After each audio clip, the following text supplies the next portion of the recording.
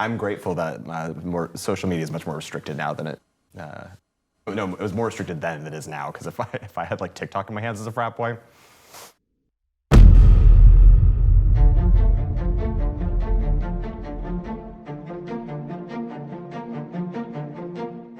Hey, what's going on, everyone? From Mishkan, Chicago, I'm Zach Weinberg, and you're watching Hot Ones, the show with hot questions, hot vegan nuggets, and even hotter rabbis. Today I'm joined by 3 rabbis with one job to do. Tell us more about the Purim story.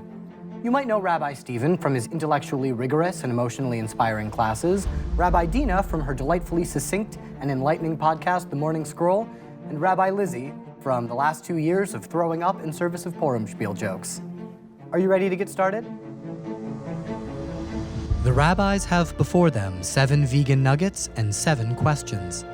Each nugget has a different hot sauce, ranging from mild to disastrously spicy. 6 of the questions are the same, but each rabbi will end with one special question tailored just for them. Before the end of our time together, we'll creep our way through the Scoville scale, and as things get hotter, so will our questions.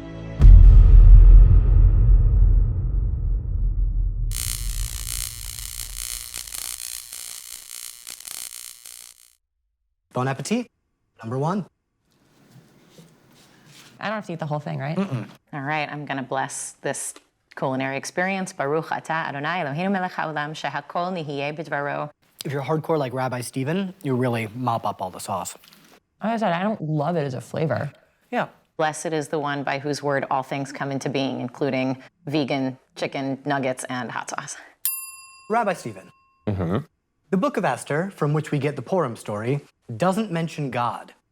Based on the rest of the liturgy, do you think God's mad about that? Well, I don't think God has feelings. I don't know. Does God have feelings? Yes. No, Really?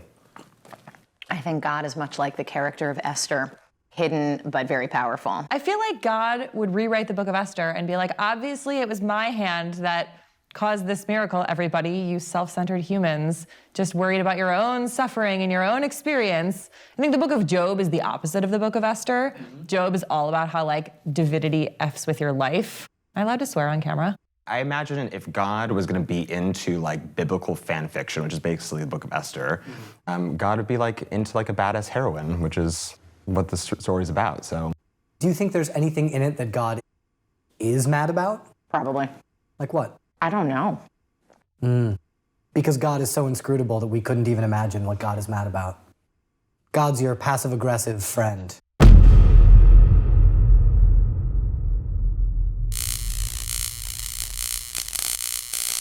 What's this one?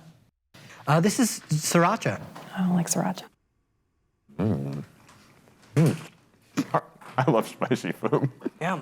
I was like, yeah, sriracha, delicious. I'm so hungry right now.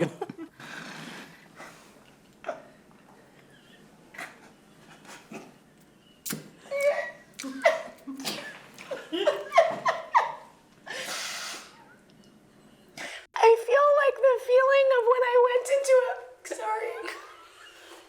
a virtual reality simulator and I was walking off the edge of a building and I couldn't do it. And I knew intellectually my feet are on the ground. I'm not gonna fall off a building, but it's really scary and I couldn't do it. Yeah. That's how I feel about this, about eating sriracha, but I'm gonna do it. Okay. Esther goes undercover for most of the story, and only when things look bleak for the Jews' continued survival does she reveal her Jewish identity. Can you tell me about a time you were trying to be a regular person and played the rabbi card at a critical juncture? Are you saying that I'm not a regular person? Whenever I'm waiting in a buffet line. I actually have a very funny experience, particularly in the queer community in Chicago, where I'll meet folks, and once I introduce myself, people ask, like, what do you do? And, I'll say I'm a rabbi. The amount of times I get, oh, you're the rabbi. And I'm like, yes, what have you heard about me? Well, because like when we're at services and I'm like, I don't want to wait in this whole line, I cut to the front and everyone's like, of course, Rabbi, go ahead. But then like in the rest of my life, when I'm not actually like working or whatever, what's a good example is the Deborah Sachs-Mintz concert a few weeks ago. I'm friends with Deb and I got there with Ellie Spitz and There was this like whole long line, and Ellie was like, oh, we're gonna get such bad seats. And I was like, no, F that, we're cutting to the front. And I just walked past being like, hi, everyone. And everyone, whatever, and I was like, cut straight to the front of the line. I'm not interested in waiting in lines, I'm interested in the special treatment of everyone being like, Rabbi, please.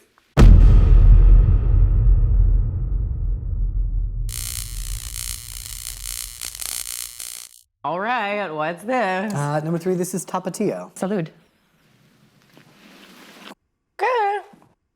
I believe in you. L'chaim. The climax of the Purim story sees a law passed that calls for the slaughter of every Jew in Shushan, a law that is quickly repealed due to the heroic actions of Queen Esther. In the final chapters of the story, the Jews celebrate this by turning around and slaughtering a whole bunch of other people. What is one behavior that when you see people doing it, you need to suppress the urge to slaughter them? The real sense of irony, I have to say, people cutting a line. It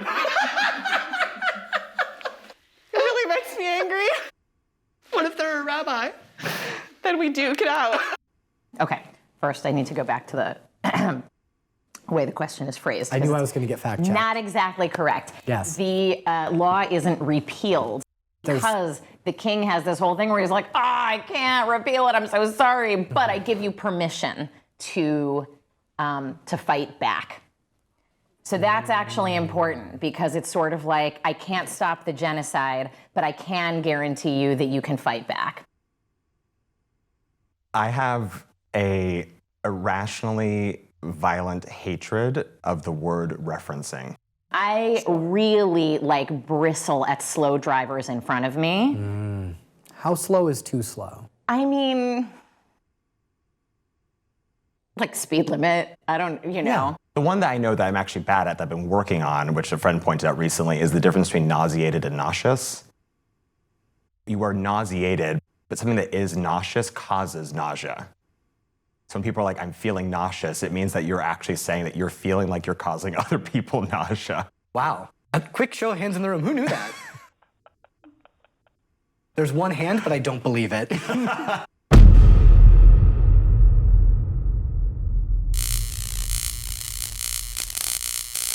What are we eating? We're eating a sauce called, delightfully, Scorned Woman. I hope the question relates. I just want to say to everybody, I'm doing a lot better than you thought I was going to do. You're doing great. Thank you. We haven't even gotten close to thinking about the bucket. No.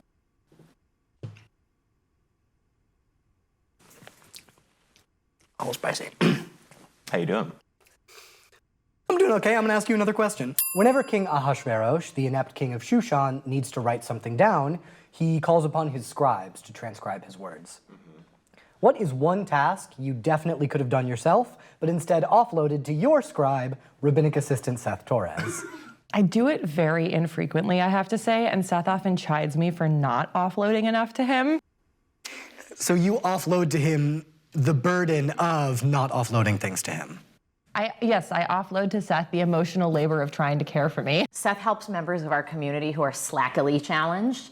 And so people will often send me emails saying, can you help me figure out Slack?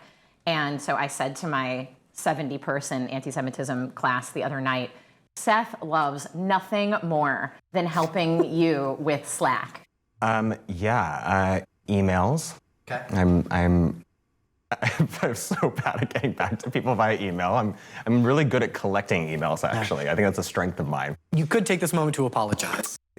I am sorry if I have not answered your email in a timely manner, and know that I probably owe it to Seth that you got a response.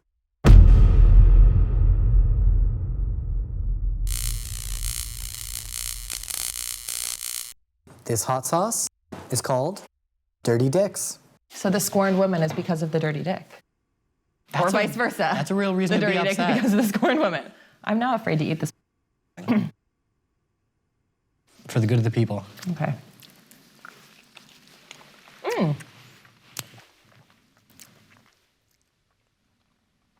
It's not so bad. That's actually really tasty. Yeah, it's nice and sweet. I like that. Yeah. I'll lick the extra sauce off my hand. Rabbi Dina likes dirty dicks. Mordechai convinces his niece to try and marry a king. What is the best thing your uncle has ever done for you? Best thing my uncle has ever done for me. when I was in high school, no, college, after my grandfather had died, my uncle inherited my grandfather's red Mercedes convertible. And I babysat my uncle's child for a summer, and he was like, here, use the Mercedes whenever you want. That's pretty good. Pretty sick. Yeah. I have two uncles, Uncle Barton and Uncle Dennis. Uncle Dennis taught me about the musician John Prine. I am actually named after one of my uncles. Really? Yeah, so my uncle is Stephen Grafton Philp, and I am Stephen Michael Grafton Philp.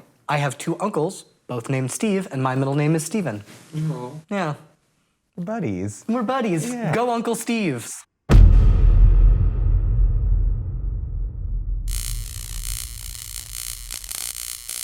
Great. All right. Excellent. Go Scorpion. Cheers. Oh, I can tell I'm not gonna like this. You're not.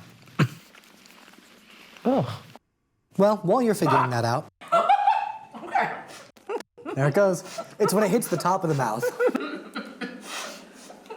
Okay. What do you want to ask me? Let's just do it. You and each of Mishkan's other two rabbis have spent 5 years in conservative rabbinical school. Technically, I spent 4. 4 years. Each of you has complained at one point or another about not having the opportunity to put those 14 years of schooling to the test. I've never complained about that. Well, regrettably, I would like you to name all of Haman's sons in order of appearance. All of Haman's sons in order of appearance? Yes. You're a butt. I can't. I don't know any of them. You don't know any of them? I know 0 of them. You can't take a guess.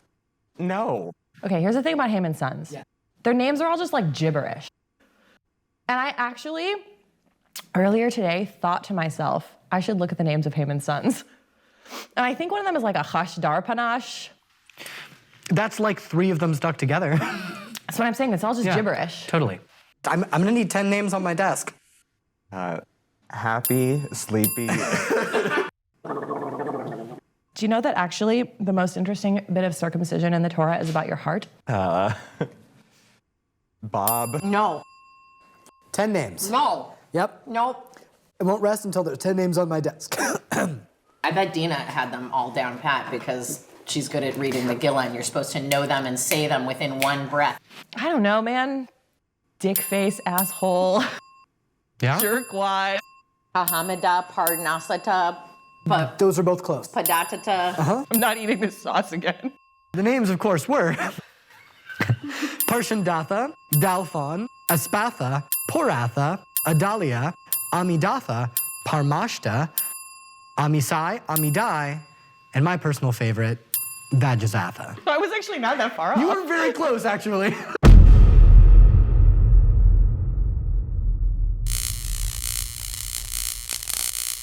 All right. It's time for the bomb. Here we go.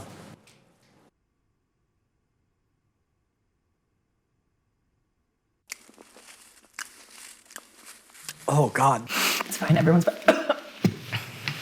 It tastes like terrible. Yeah. Why would anybody eat this? This one I actually think people don't. Why would the people who make it make it? To hurt you. Who would pay money for that? Who bought a ticket? It's you.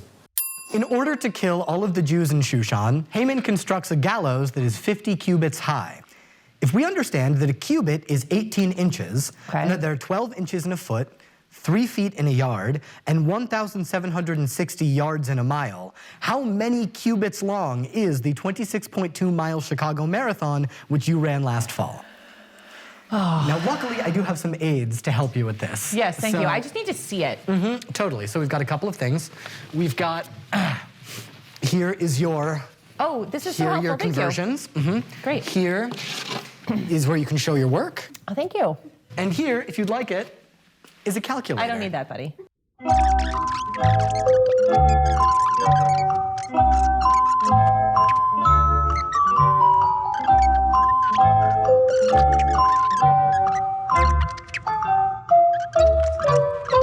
Is the answer 69,168? It is not.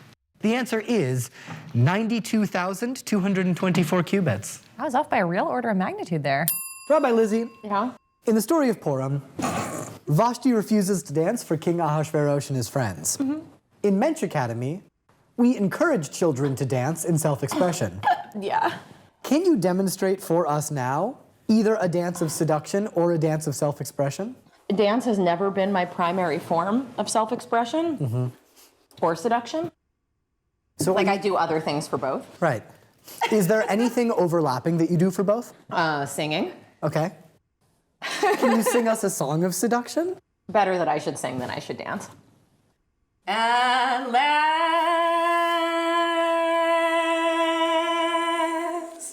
my love has come along. In order to become King Ahasuerus's new wife, Esther had to emerge victorious in a contest of beauty. Inquiring minds want to know, what competition must one win to become Rabbi Stephen's new beloved?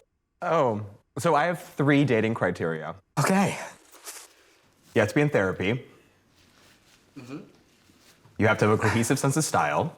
Okay. It doesn't have to be my style, but like, I'm in my 30s. And for the love of God, you have to have a clean bathroom. Not to toot my own horn, but every time I have people over, I clean my toilet. That's, you have a cohesive sense of style, and Thank I'm you. assuming you go to therapy. Yeah. This might be the beginning of a Call me beautiful after this. relationship, Zach. Oh. It happened here.